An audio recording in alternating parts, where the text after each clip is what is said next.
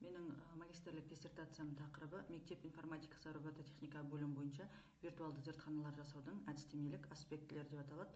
Осы магистрлік диссертация барысында мұғалімдерге әдістемелік көмек ретінде WordPress ортасында сайт әзірленді, және осы сайттың сіздермен таныстырып өтейін.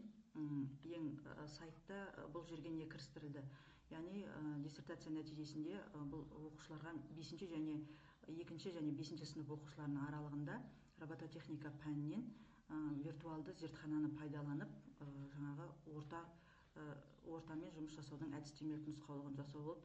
Және бізде мектептерде лего құралдарының жоқтығының нәтижесінде кейбір мектептерде болуы мүмкін, кейбір мектептерде осы құралдардың жетіспеушілігі болуы мүмкін. Соның нәтижесінде виртуалды зертханаларды пайдалану өте қолайлы болып табылады. Міне сондықтан мұғалімдерге арналған әдістемелік нұсқау ретінде осы сайт әзірленген болатын.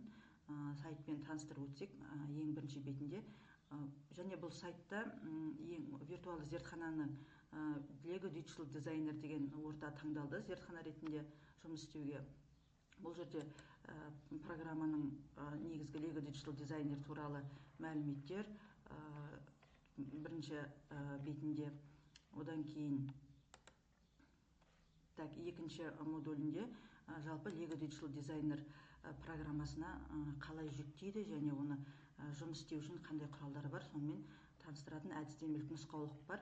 PDF форматта салынған және оны кез келген уақытта жүктеп алуға болады.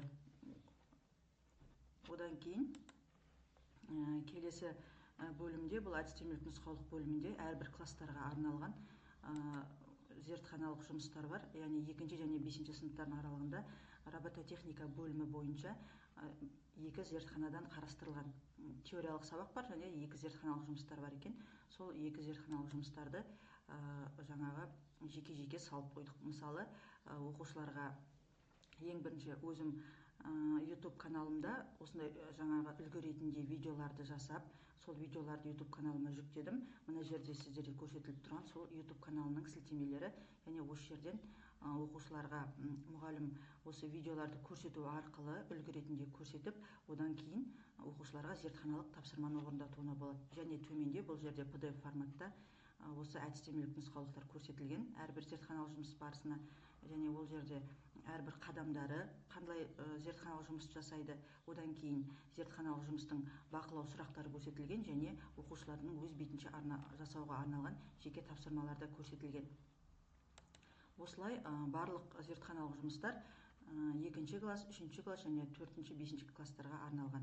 Және сонымен қатар бұл сайтта элективті курс беретін мұғалімдерге де көмек ретінде өзімнің авторлық бағдарламам бар еді жасалған. Сол авторлық бағдарламаны осы бөлімге де кірістіріп қойдық. Яғни бұл жерде робототехника және Lego EV3 Mindstorms программасы бойынша қысқа мерзімді жоспар, практикалық тапсырмалар және өлшеу материалдар, яғни тест жұмыстары жауаптарымен мұғалімдерге көмек ретінде салынған.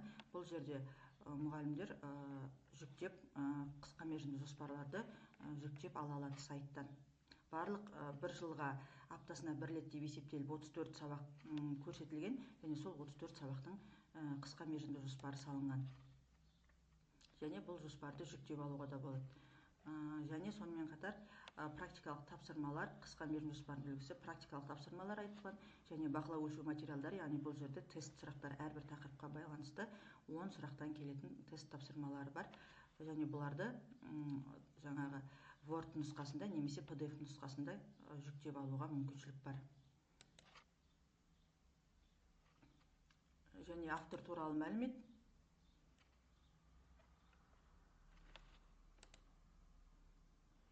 Бұл жұмыс ең бастысы информатика пәні бойынша робототехника бөлімінен сабақ беретін мұғалімдерге көмекші құрал болып табылады. Назарларыңызға рахмет.